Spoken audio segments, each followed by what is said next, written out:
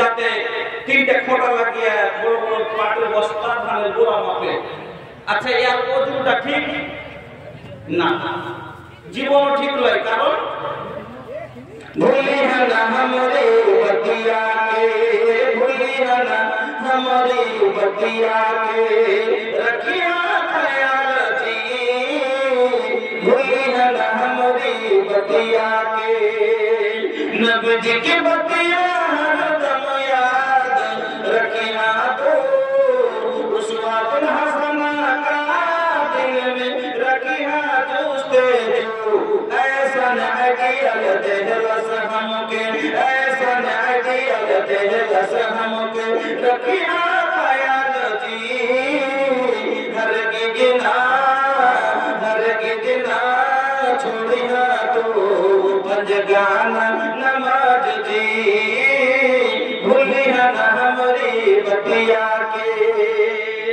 আমার বন্ধুরা, আল্লাহ রাব্বুল আলামিন বলেন যে তোমরা এমন হয় ভাবে সবাই তওবা করো যাতে কামিয়াব হয়ে যাও।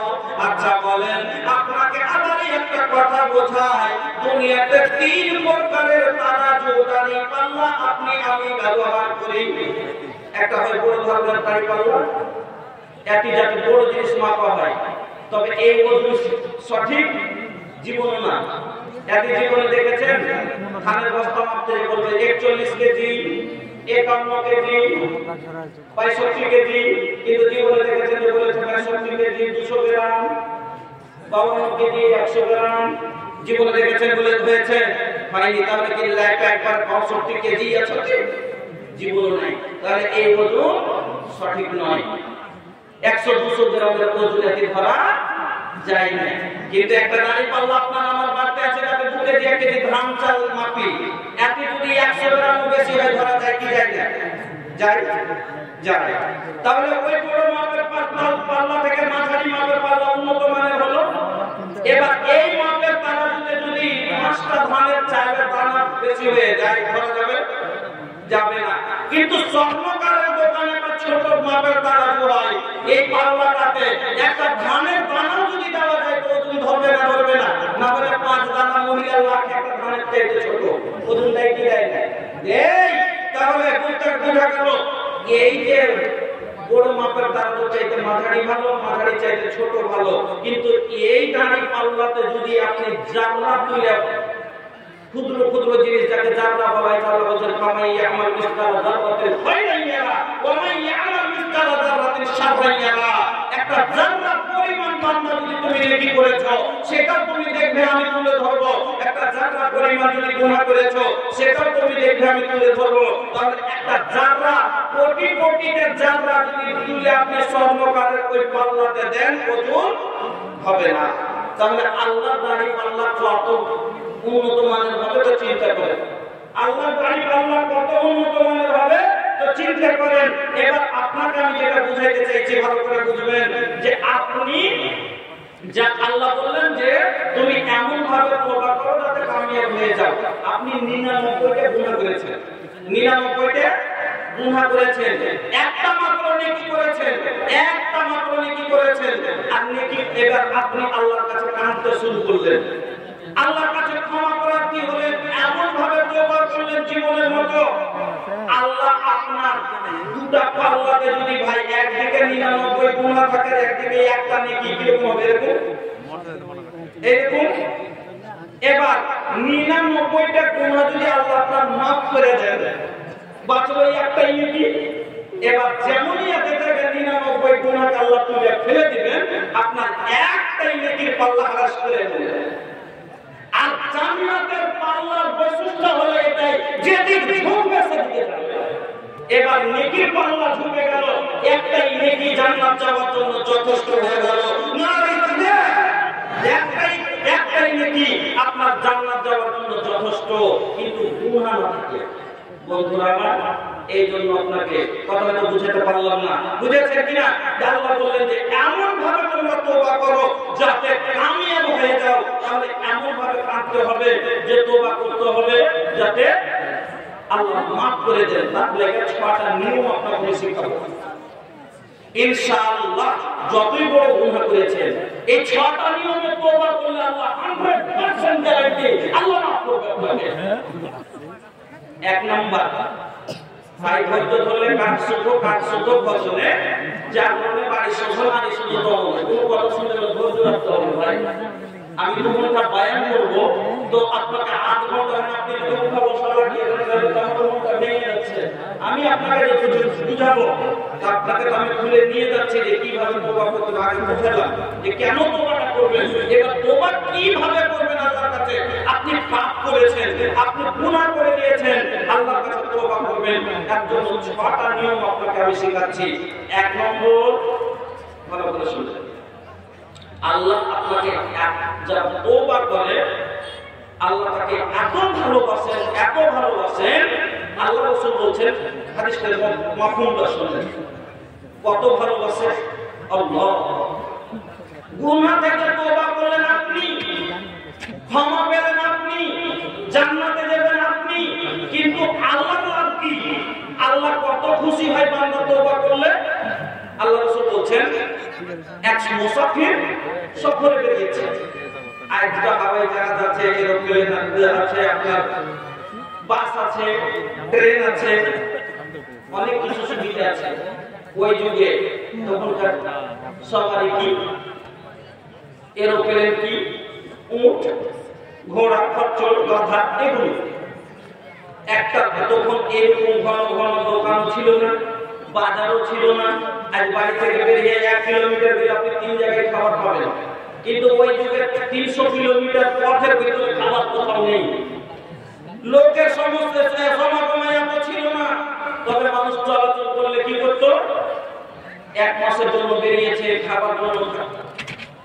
খাবার থাকার জায়গার জন্য, শোয়ার জন্য, তার বিছানা, জলের ব্যবস্থা নিয়ে ঘোড়ার উপরে হুটের উপরে ছাপিয়ে দিয়ে সফরে বেরিয়ে। একটা লোক বেরিয়েছে, আল্লাহ রাসূল বলেন লোকটা বেরিয়েছে, যেতে একটা জায়গায় চলে গেছে যেখান থেকে কোনো লোক আর গ্রামও দেখা যায় না, কোনো বাজার কোথাও নাই, এমন মধ্যস্থলে আছে যেখান থেকে হেঁটে আর যেতে পারবে না। এরকম জায়গায় গিয়ে লোকটা খাপিয়ে গেছে। লোকটা কিরকম হবে? ওখানে ঘোড়াটাকে দাঁড় করে দিয়ে এবার একটু আদর করতে লেগেছে। হঠাৎ করে চোখটা লেগে গেছে, চোখটা চোখে যদি খুলছে, ঘোড়াও নেই, তার সওয়ারিও নেই, আর উপরে যাচ্ছিল তার কিছুই। লোকটা একটু ফিকিরে হবে, লোকটা নিজের মরণ চোখে দেখতে পাচ্ছেন। এখান থেকে আমি হেঁটে গিয়ে একটু পানিও পান করতে পারবো না, কিছু খাবারও পাওয়া যাবে না, হেঁটেও যেতে পারবো না, এবং মরণ ছাড়া আমার কিছু নাই। লোকটা কাঁদতে আবার ওখানেই পড়ে গেছে। মরণ দেখতে পাচ্ছেন, কাঁদতে ওখানে শুয়ে গেছে। কিছুক্ষণ পরে যখন উঠেছে, যদি দেখছে তো আবার তার সবারই ওই রকমই তার সামান নিয়ে ভিড়ে করে দাঁড়িয়ে আছে। তো লোকটা কিরকম খুশি হবে? এক খুশির কোনো ওর আছে? এক খুশির কোনো শেষ আছে? আল্লাহ রাসূল বলছেন কোন মানুষ যখন গুনাহ থেকে তওবা করে আল্লাহ রাব্বুল আলামিন এর চাইতে বেশি খুশি হন, তাহলে আপনি তওবা করবেন, আল্লাহ আপনার উপরে খুশি হবে। আর তাহলে তওবার 1 নম্বরে তওবা করার যে নিয়ম হলো সেটা হলো কি? আল্লাহকে রাজি করার জন্য তওবা করবেন। নিজের ফায়দা নয়, লোককে দেখিয়ে নয়, লোকের কথা ভয়ে নয়, লোকের ভয়ে নয়, আল্লাহকে রাজি করার জন্য। এবার একটা কথা শোনাচ্ছি, শুনেন।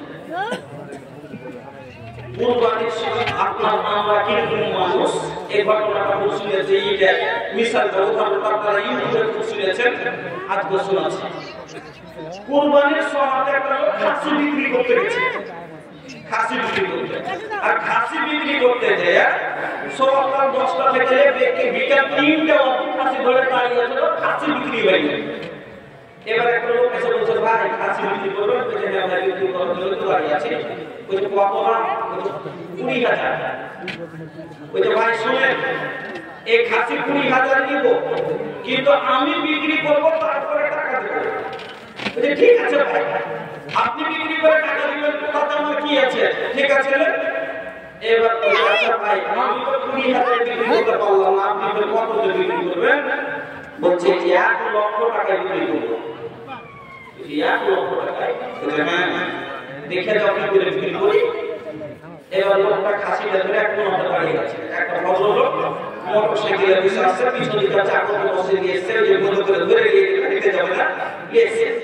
আসার পরে যে জিজ্ঞেস করছে, ভাই এটা উদাহরণটা আপনাকে বোঝানোর জন্য বলছি, ভালো করে দিয়ে শুনবেন।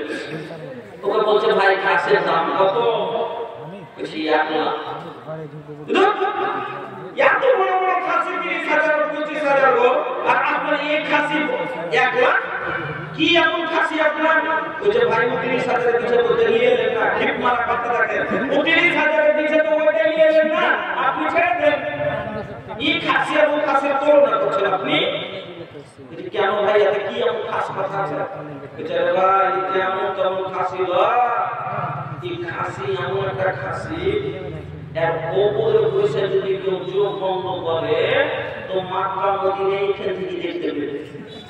এটা পেয়েছে বলুন, মক্কা মদিনা দেখতে পেবে। ভাই এটা আমার তো ভাই দেখা তো সব দেখি চলে। এবার যখন চাপতে গেছে, কিন্তু একটা শর্ত আছে ভাই, যে জীবনে একটা গুনাহ করেছে সে কিন্তু দেখতে পাবে না। যে জীবনে একটা গুনাহ করেছে সে কিন্তু দেখতে পাবে না। এটা কে গুনাহ করিনি ভাই আমরা? এবার মালিক বলছে যে কত ঘুষ খাই, কত সুদ খাই, আমি দেখতে পাই, তাই তো চাপবো না।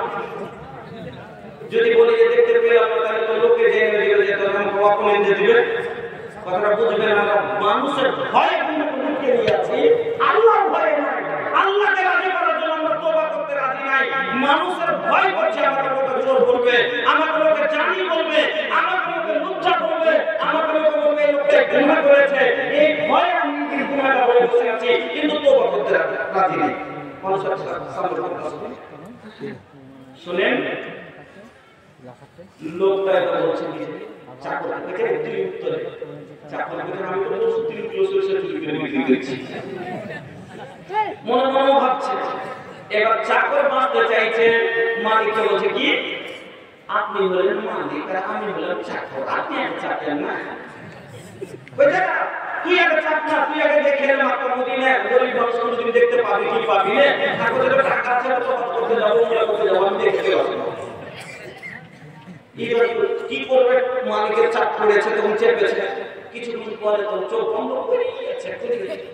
কি ব্যাপার রে, চক্কর দিয়ে পুলিশ না বুঝে দেখে জিভ ভরে না, মালিক দেখে জিভ ভরে না, তুই পেয়েছিস, পেয়েছি, তাই এবার আমি না, আপনি চেপে দেখেন। এবার যদি না চাপছে তাহলে কিন্তু ধরা পড়ে যাবে যে এই গুনাহগার, এই জন্য দেখতে চাপে না, তার জন্য তখন মনে করছে বোকা দেখতে বুঝে আমিও দেখতে পেয়েছি। এবার ইয়ার করে চেপেছে, বুঝে চোখটা বন্ধ করে কি ব্যাপার মালিক, আর তো মুখে ছপাস করছে, জানতে পারিনি। মালিক দেখছে, দেখতে পেলেন, বুঝে তো কি মৃত্যু গুনাহ করেছি নাকি দেখতে পাবো। এবার খাসিওয়ালা বলছে, আপনি পেয়েছেন? হ্যাঁ পেয়েছি। ও বলে, তুমি পেয়েছো? চাকরটা বলছে, তুমি পেয়েছো? হ্যাঁ পেয়েছি। আনেন তাহলে 1 লাখ টাকা। খেলে পরে বাধ্য হয়ে এবার 20,000 খাসি 1 লাখে কিনলো। 80,000 বেশি না 20 বেশি? 80,000 বেশি। ওই রকমই বন্ধু আমার দুনিয়া বড় না আখিরাত বড়? বলেন, দুনিয়া বড় না আখিরাত বড়? সবাই জানে দুনিয়া হলো শাশ্বতী, আখিরাতের কোনো কিনারা নাই, আখিরাত হলো চিরস্থায়ী। তারপরে এই মুসলমান সামান্য দুনিয়ার মধ্যে দুনিয়ার লাল জ্বলেছে, দুনিয়ার শরমে গুনাহ করে নিজেকে লুকিয়ে রেখেছে। 80,000-এর মতো ওই লোকটা 20,000-এর দিনে নিজের ছোট হবে না বলে 80,000 যেমন নষ্ট করলো, ওই রকমই আমরা মুসলমান সামান্য দুনিয়ার ফিকিরে পড়ে মানুষের শরমের ভয়ে আমরা আখিরাত নষ্ট করতে আছি। আমার বন্ধুরা, তাহলে 1 নম্বরে যখন তওবা করবেন, আল্লাহ আল্লাহকে রাজি করার জন্য তওবা করতে হবে। শুধু আমার আল্লাহকে রাজি করব, আমি যা পাপ করেছি সব আমার আল্লাহর কাছে তুলে ধরব। আমার বন্ধুরা বলবেন কেমন করে আল্লাহকে রাজি করা যায়? আসুন আপনাকে তিনটা হাদিস আপনাকে শোনাবো, তবে তিনটা হাদিস বললে লম্বা হয়ে যাবে। উদাহরণে মাত্র একটা মাইজ বিন মালিকের ঘটনা আপনাকে 5 মিনিটে শোনাই। মাইজ বিন মালিক এক সাহাবী, বিবাহিত সাহাবী, গুনাহ করেছে। কি গুনাহ? বিবাহিত লোক জিনা করে নিয়েছে। কেউ জানে না, আল্লাহ ছাড়া কেউ জানে না। রাতে যখন বিছানায় ঘুমাইতে যায়, মনের ভিতরে শান্তি আসে না। ওরে মন, পাপ তো শয়তানের চক্রান্তে করেছি। আমি মানুষ আমাকে দেখেনি, কিন্তু আমার সৃষ্টিকর্তা আমার আল্লাহ সব জানে। আমি মানুষকে দেখে ভয় করলাম, আল্লাহকে দেখে ভয় করলাম না। আমি মানুষের শরমে তো বলতে পারি না, আল্লাহর আগাতে কেমন করে মুখ দেখাবো? না না না, আর বসে থাকবো না, এই ভুল করবো না। মানুষের সামনে যাবো, নবীর সামনে গিয়ে তওবা স্বীকার করবো। আমাকে বেশি হলে সাজা দিবে, পাথর মেরে মেরে ওজন করবে। 8 ঘন্টা 1 ঘন্টা আমার কষ্ট হবে, আমার সারা জীবন জান্নাতে সুখে কাটবো। কিন্তু যদি আমি মানুষের ভয়ে না বলি, সামান্য দুনিয়ার কষ্টের ভয়ে যদি না বলি, আমার আখিরাত নষ্ট হয়ে যাবে। আমি কেমন করে আল্লাহর জাহান্নামে চলবো? আমি কেমন করে আল্লাহর আগাতে এই মুখখানা দেখাবো? নবীর কাছে চলে গেলেন।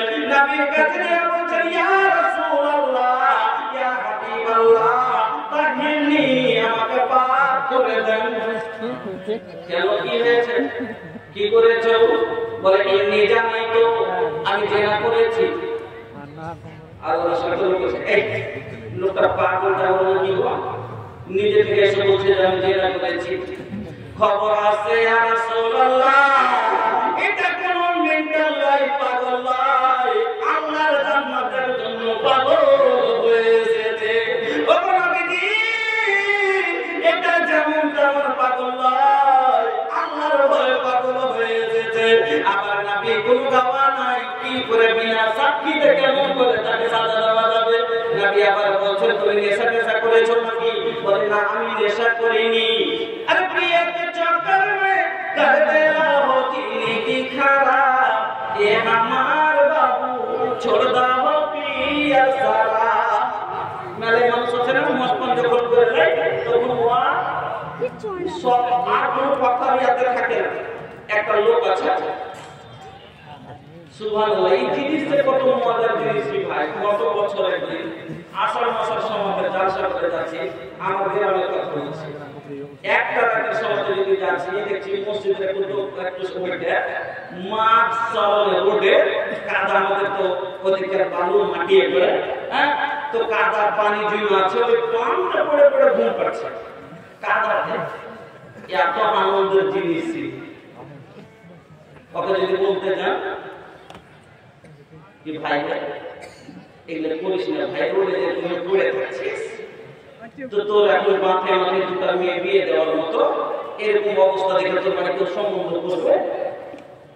স্ত্রীকে যদি বলে আজ আর খাই মাঝি এদিন যা করিয়া এখন বেটি মাটি মানুষ হয়েছে, তারা কি পরের ঘরে দিবে না, এরকম বলে তোমার বাড়ি কে আসবে? লোকে কি করবে? কি বলবে? আমি ভাবছি নিতর করছি তোর বকর কথা। गांव घर के सबके उठाकर इकरा के समझाई के बात नहीं मानता ये भैया बाबू और माई के। अरे पियो के चक्कर में कर लिया हो जिंदगी खराब, ये हमार बाबू छोड़दा हो पिया शराब, ये हमार बाबू छोड़दा हो पिया शराब। अल्लाह जब पूछी है तो कादे जवाब हो, अल्लाह जब पूछी है तो कादे जवाब, ये हमार बाबू छोड़दा हो पिया शराब, ये हमार बाबू छोड़दा हो पिया शराब। खबर से या रसूलुल्लाह লোকটার মুখে কোনো দুর্গন্ধ নাই, মদক দ্রব্য পান করেনি, কিছু নেশাও করেনি, এত জান্নাতের নেশা তাকে লেগেছে। নবী গো, লোকটা পাগল না, নেশাও করে নাই। এবার নবী আমার মায়ের পীর মালিককে শাস্তি দিতে বললেন, তবু তাকে রজম করে দেওয়া হলো। ও বন্ধু, এই মায়ের পীর মালিককে কে দেখেছো? কেউ দেখেনি, কিন্তু আল্লাহকে রাজি করার জন্য যেমন পাগল হয়ে এসেছো, আপনি আপনাকে নিজে আল্লাহর পাগল বানিয়ে যদি আপনি চান আল্লাহর কাছ থেকে ক্ষমা নিতে পারবেন। এক নাম্বার হয়ে গেল, আপনি যখনই তওবা করবেন আল্লাহকে রাজি করার জন্য করবেন। দুই নম্বরে শুনেন, দুই নম্বরে যখনই আপনি তওবা করবেন লজ্জিত হয়ে তওবা করবেন। লজ্জিত কেন? যে গুনাহ করে চোরের কোনদিন মাথা উঁচু থাকে না। আমি ভুল করেছি, আল্লাহর জমিনে বাস করি, আল্লাহর দেওয়া রিজিক খাই, আল্লাহর হাওয়া পানি গ্রহণ করি, সব দেওয়ার পরে আল্লাহর সাথে বেঈমানি করেছি। এবার আমি আল্লাহর কাছে তওবা করব। আচ্ছা, এবার আপনাকে বোঝাচ্ছি। একটা লোক চুরি করেছে, ধরা পড়ে গেছে, আর ধরা পড়ে বিচে বসেছে, সব লোকজন বসে আছে, আর ও বিচে বসে ওই সফরের দিকে ফিরে ফিরে তাকিয়েছে আর হাসছে। চোরটাই ওই উপর দিকে তাকিয়েছে, হাসছে। আচ্ছা, লোক আপনি কি করবে? পরে পেশা হবে। এবার বলছে, তুমি চুরি করছো? বলছে, আমি বলছি। কি করতে হবে? যে কি করতে হবে ডাক্তার করো। লোকে কি বলবে? সাজা শাস্তি কড়া করে দেওয়া হোক। দেখেন, চুরি করার পর কি একটু শান্ত হয়েছে, একটু লজ্জা হয়েছে? এটা একটু একটা লোক চুরি তো করে নিয়েছে, কিন্তু যখন বিধরা পড়ে গেছে, বিচারে লেগেছে, এত লজ্জা পাচ্ছে, শর্মিন্দা হয়ে গেছে, বিচারে এসে মুখটা তল দিকে করে বসে আছে। ওই আস্তাবল, জি আস্তাবল নাই নাকি? আসেনি নাকি বিচারে? জি আছে কি? এটা আছে দিকে তো মাথা তুলে নাকি না একটু চাপ চেপে সব। তুমি এক কাজ করেছ? কি করেছি? জি করেছি। তো কি কেন করলে এই কাজ? বুঝতে পারিনি, হয়ে গেছে, কি করবো? আমি তো বুঝিনি, আমি আপনাকে কি বলবো যে কি করবেন? যা আপনাকে বলছি সেটাই মানব, কিন্তু আমি বুঝিনি। লোকে কি বলবে? সরদারজি, ও মুখিয়াজি, প্রধান সাহেব, চুরি যে লোকটা করেছে ঠিক, কিন্তু একবারে চুরি করার পরে লজ্জিত হয়ে গেছে, নিজে কাপড় কেমন ছোট করেছে, শরমে মাথা তুলতে পারে না, লোকটা তো এমনিতেই ছোট হয়ে গেছে। শেষ করে দেন মামলাটাকে, একটু দেখে শুনে শেষ করে দেন মামলাটাকে, তাহলে আসামি হবে। আল্লাহর কাছে ক্ষমা দিতে গেলে ওই রকম নিজকে ছোট করতে হবে, না সব নিতে হবে। আল্লাহ বলতে বলল, আমি কোন মুখে তোমার কাছে মাপ চাইবো? তোমার দেওয়া মা ওই পায়ে মেয়েটা চুরি করতে গেছে, তোমার দেওয়া চোখ ওই চোখে দেখেছে, তোমার জমিনে বাস করি, তোমার দেওয়া রিজিক খাই, আর তারপর আল্লাহ নিয়ে কাম করেছে। আর মতন পাপে কিন্তু ক্ষমা আছে। আল্লাহ তুমি লজ্জিত হইতে হবে। এবার আসেন আরেকটা হাদিস আপনাকে বুঝিয়ে দিই।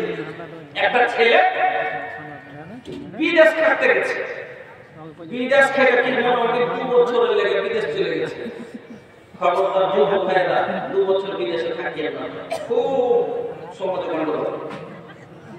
বুঝতে পারছেন, এই যে শয়তানের বাক্স টাকা সরকার কাছে আছে, যারা বাইরে বুঝবে, এই শয়তানের বাক্স টাকা বউকে দিয়েছে কিনা ভিডিও কল, এ রাজা করা না ভিডিও কল, দেখে কেমন করাতা, বলছে না বলেন না, বেঁচে এ রাজা করা না ভিডিও কল, দেখি কেমন করাতা। ভিডিও কল লাগিয়ে দিলেন, এই নম্বর পাঠালেন, হ্যালো, ফোনে ফোনে এলেন। যেমন আপনাকে দেখা আসান করে দিয়েছে, টাকা দাও, এখন টাকা আসতে সৌদি আরবে 1 মাস লাগতো, এইটা চলে গেল 2 মিনিটে। দেখুন সব জিনিস আসান করেছে, ও তুমি পরকীয় করাও আসান করে দিয়েছে মোবাইলে। কথা ঠিক না ঠিক? এই মোবাইলে যে নাম আসান করে দিয়েছে, ভালোবাসা করা পালাপালি আসান করে দিয়েছে। এই মোবাইলে 9 মাস থেকে দূর করে দিয়েছে। 60 বছরের বুড়াজি ভাই, 60 বছরের বয়স কম, 9 মাসের টাইমে ও চশমা তল দিয়ে দাদু আদম মেয়েছে, আচ্ছা যাচ্ছি যাচ্ছি, এতে একটা কাহিনী কেন আছে দেখেন, এটা কেন যাচ্ছে। ও মোবাইলে আসিল কি দোলা লাগিল, নমাজ রোজায় এমন বাসে না। মোবাইল আসিল কি দোলা লাগিল, নমাজ রোজায় এমন বাসে না। মোবাইল আসিল কি দোলা লাগিল, লেখা পড়াই যুবকের মন বাসে না। মোবাইলের জ্বালা প্রেম প্রীতি, মোবাইলের খেলা প্রেম প্রীতির জ্বালা, এখন আর পাকে যাওয়া লাগে না। একদিন তো মোবাইল ছিল না, তো দূরে দেখা যাচ্ছে যে শুধু দোয়া করতে কে কোনটা দেখে দিল, এখন বাপে ঘর ঘর চলছে কথা। মোবাইলের খেলা প্রেম প্রীতির জ্বালা, এখন আর পাকে যাওয়া লাগে না। বিছানায় শুইয়া কানে ফোন লাগায়া, আর বিছানায় শুইয়া হেডফোন লাগায়া বলছে সোনামণি কেমন আছো বলো না। মোবাইল আসিল কি দোলা লাগিল, লেখা পড়াই এমন বসে না। কোন জেলা? জাযাকাল্লাহ বারাকাল্লাহ হায়াকাল্লাহ। ভাইজান মাদ্রাসা জালসা আপনারা হাত তুলে নিয়ে, আমি দূরের মেহমান, আমাকে দিবেন। এখন এটাকে ফের বিদায় হবো, সারা রাত রাস্তায় মনে করেন আপনার জন্য মুসাফির দোয়া করবো, দিতে থাকি কম করে অন্তত 10 টাকা হলেও দিয়ে দোয়া নেবেন। একটু আমার রিকোয়েস্ট আপনাদের কাছে, আমি বলিনি 5,000 10,000 টাকা আমাকে দিয়ে, আমি বলবো না, বলবো যদি 2 টাকা আপনার কাছে থাকে তো অবশ্যই একটা দূরের মেহমান হিসেবে আপনার উপরে আমি আবদার রাখছি, আর সরকার দাঁড়িয়ে হিসাবে আমি মুসাফির, আমার কাছে দোয়া দেওয়ার জন্য আপনি দিবেন। আমি শেষের সময় দোয়া দেবো, আর আমার দোয়া দেওয়ার ভাইকে বলছেন একটু আলাদা। তার কারণ হলো দোয়া সব সময় কবুল হয়ে যায়, দোয়া কবুল হওয়ার কিছু তারিখ আছে আর কিছু সময় আছে। আমি ওই সময়তে দোয়া করি বেশিরভাগ, যে সময়তে আল্লাহ নিচে আসমানে চলে আসেন, এসে বলেন বান্দা উদুরি আস্তাগফিরুল্লাহ করি, তুমি যাও চাও কিনবে, আমি আল্লাহ দেওয়ার জন্য প্রস্তুত। ওই সময়টাতে আমি ভাই রাস্তায় থাকি, মুসাফির হালাতে, নবী বলেছেন মুসাফির হালাতে যদি দোয়া করে কবুল হয়।